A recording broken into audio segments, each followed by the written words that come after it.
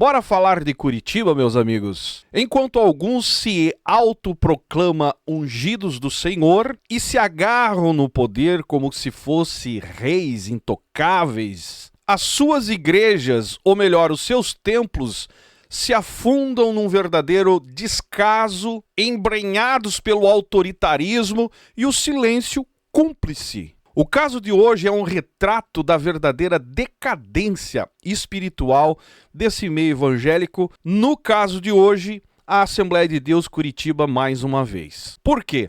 A congregação Vitória Regi, eu até vou mostrar para vocês algumas imagens aqui, que está sob o comando de um pastor que parece estar mais preocupado em manter o controle do que cuidar de almas. Porque a congregação, o templo em si, está com o teto caindo, colunas rachadas, igreja totalmente abandonada e uma liderança que, infelizmente, sufoca qualquer sopro de uma vida ou de renovação ou de algum questionamento que venha a ter por parte de alguns fiéis, que inclusive são dizimistas, ofertantes. E eu, mais uma vez, digo para você, não estamos falando de boatos, mas sim de fatos, denúncias reais, dores ignoradas e uma comunidade inteira em Curitiba da Assembleia de Deus sendo silenciadas. E eu já começo o vídeo dizendo, chega de silêncio, o povo precisa acordar, se unir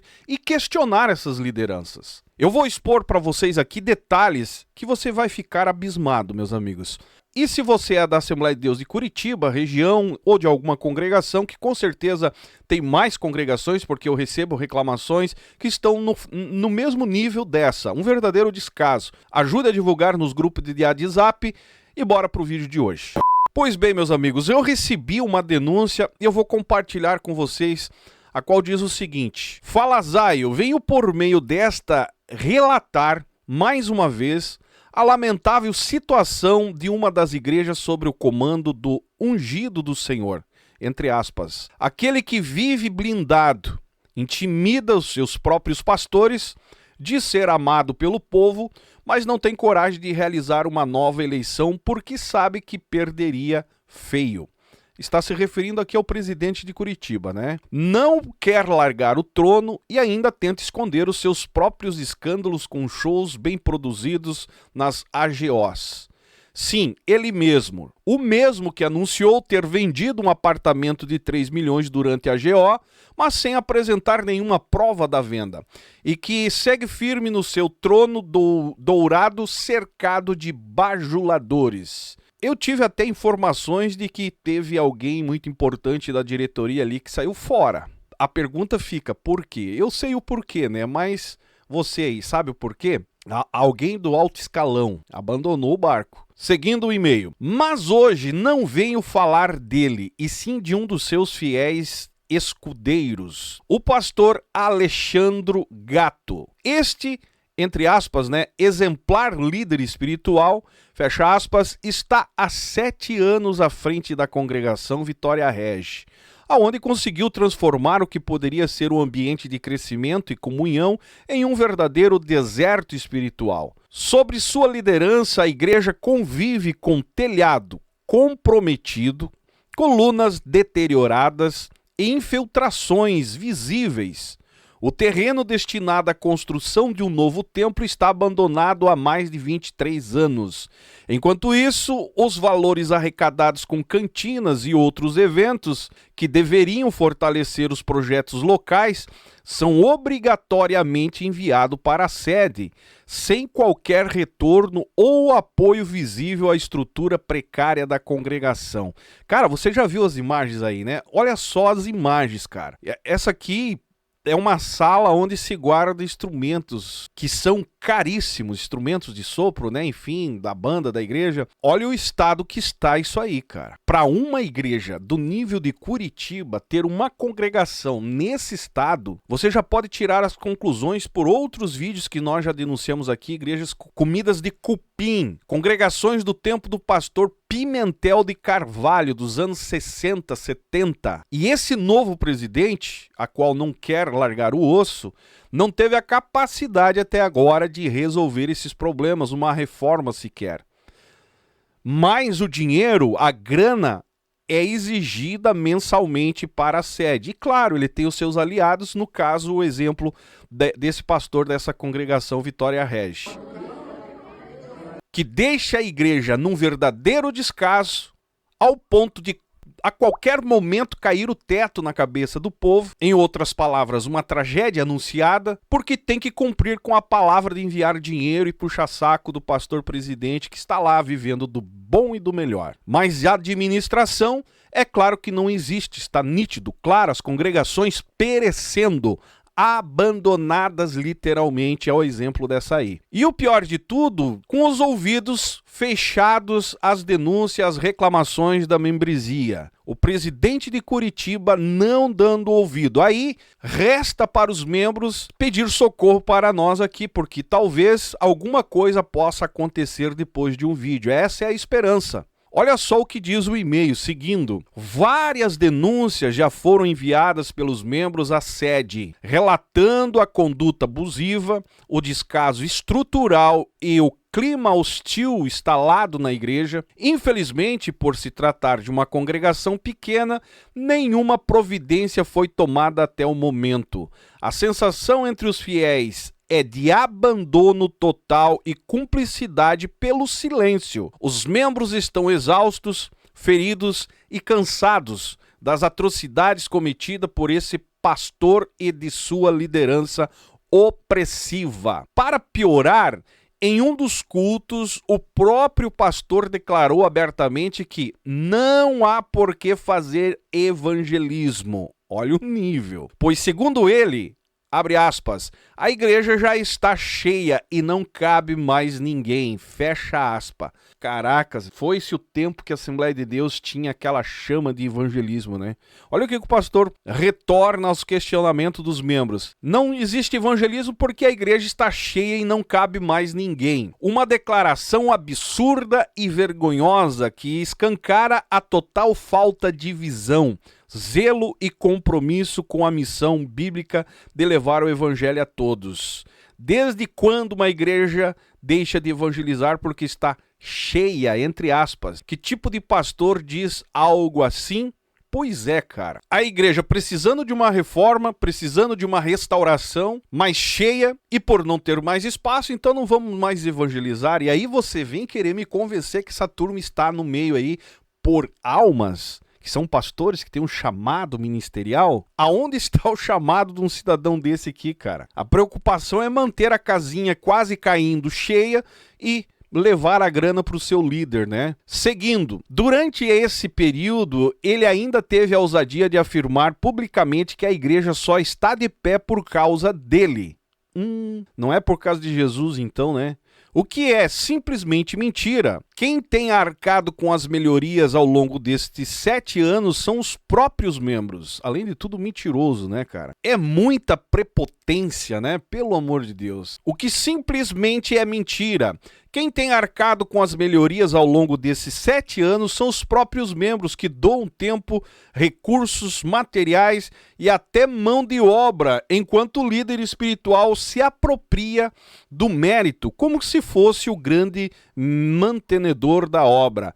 É, no mínimo, desonesto e ofensivo. Concordo, cara. É lamentável um tipo de pessoa agir dessa forma, né? Esquece que o próprio feijão que ele come ao meio-dia vem do bolso desse povo. Se estão congregando debaixo de um templo, é porque o povo ajudou a construir. E aí, se não fosse ele, há 7 anos só pegou a congregação, já se sente no direito de dizer que se não fosse ele, nada está... Cara, pelo amor de Deus, velho. Isso aí não é líder, nunca foi líder. Isso aí nunca foi pastor, resumindo. Seguindo, ideias e propostas dos membros, especialmente dos jovens, são ignoradas ou diretamente vedadas. A proposta de uma semana jovem com ministração feita pelos próprios jovens, rejeitada sem conversa. Casais com mais de 28 anos no grupo de jovens, expulsos com a desculpa de que não se enquadram mais. Tudo isso num ambiente cada vez mais fechado, sufocado e sem espaço para crescimento. Empatia só se for do dicionário. Uma irmã que morava perto do pastor estava enferma e nunca recebeu sequer uma visita ou mensagem. por que, né? A igreja está cheia, para quê ir atrás da irmã, né? Pelo amor de Deus, cara. Quando faleceu, o pastor não apareceu no velório porque o antigo pastor estaria presente. E ainda teve a cara de pau de mentir no púlpito dizendo que a família pediu para ele não ir, o que a própria família desmentiu publicamente. Isso mostra o nível de frieza e disposição para manipular narrativas. Pelo que dá a entender, esse cidadão aqui é um pastor Pinóquio, cara. Vocês perceberam o tanto de acusações de mentiras? Não visitou a irmã, no final a irmã faleceu, não foi no velório, e aí vai para cima do púlpito e diz que não foi para se justificar que não foi justamente porque a família pediu para não ir. Aí a família vai e desmente ele que não foi nada disso. Mas o motivo real foi porque o antigo obreiro estaria presente no funeral, no velório. Cara, vocês estão entendendo o tipo de homens que estão diante de igrejas pelo Brasil, cara? Pessoas totalmente desqualificadas, só preocupadas com os seus egos. A esposa do pastor, por sua vez, também contribuiu significativamente para o caos. Preste atenção. Vive espalhando boatos, fomentando fofocas e desunião entre os irmãos. A atmosfera na congregação é tóxica, pesada e sem direção. E o desrespeito não para por aí. Uma irmã mais velha foi proibida de pregar no congresso por ser muito velha. Isso mesmo, idade virou motivo de descarte na congregação, mesmo com a vida de serviço fiel. Meu Deus do céu, cara. O culto de ceia do dia 17/2/2024 foi o retrato mais fiel desse desastre pastoral. Antes de iniciar a pregação, o pastor tomou a palavra para prestar esclarecimento, fecha aspas, sobre a impossibilidade de construir o novo templo e diz que faria melhoras no atual, o que soaria positivo se não fosse seguido por um show de arrogância e desprezo. Ele começou a repreender os que reclamam da estrutura da igreja, dizendo que são justamente os que não dão o dízimo. Ah, certo que quem dá também está satisfeito com essa vergonha que a gente acabou de mostrar? Dá uma olhada nisso aí. Será que quem está contribuindo está satisfeito com isso? É uma pergunta, né? Que, pelo amor de Deus, dizendo que são justamente os que não dão dízimo e por isso não teriam o direito de opinar. E para coroar, incentivou quem quisesse conforto e ar condicionado a procurar outra igreja. Claro. A igreja está cheia, né? Olha o nível que chegou a Assembleia de Deus em Curitiba, meus amigos. A luta daqueles lá do passado, né, pastor... eu não sou saudosista, né, mas conheci o pastor Pimentel. Cara, outros pastores que deram a vida para conquistar almas, construir. Hoje, esse povo pegaram tudo pronto, assume a congregação com a chave na mão, sem esforço, sem luta, sem correria, sem perseguição que existia na época, e se sente no direito de mandar cair fora quem não está concordando com as mazelas, com a má administração, com a arrogância que vem da parte deles. É lamentável, cara, mas é uma realidade que infelizmente o povo está passando. Seguindo o e-mail, abriu espaço para perguntas, mas só de fachada.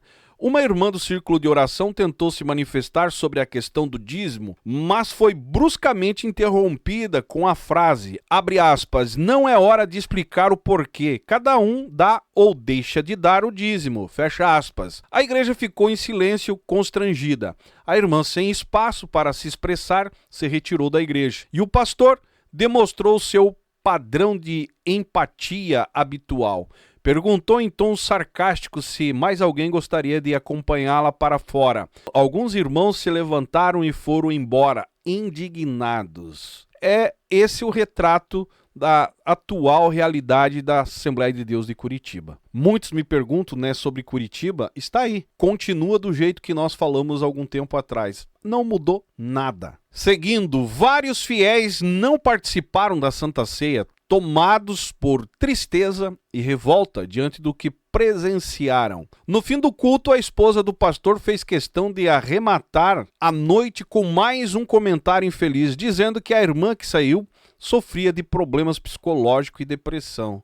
A velha tática, né? Se você questionar, se você buscar transparência, você vai ser taxado de rebelde, endemoniado e no final das contas, se essas coisas não colar, é doente, tem problema psicológico, é recalcado. Velho, é uma verdadeira lástima, porque se sentem donos, né, da igreja. Por isso que eu digo e não me canso de falar aqui nos vídeos, caem fora desse meio, segure as ofertas. Se você tem temor, né, acredita que ali é o lugar teu, o lugar certo para você motivar a sua fé, buscar Deus, mas pelo menos segure as ofertas. Segura, porque na hora de ir pagar um talão ou na hora de ter que levar o dinheiro para a sede, ele vai chegar com o caixa no vermelho e ele vai cair na real que ele precisa cuidar do povo, dar assistência ao povo, tratar o povo, porque, né, chamar alguém aqui que tem problema psicológico, inclusive falando que tem depressão, é fácil enquanto tem grana entrando, mas não entende que essa pessoa ainda provavelmente dizimou e ofertou por muito tempo,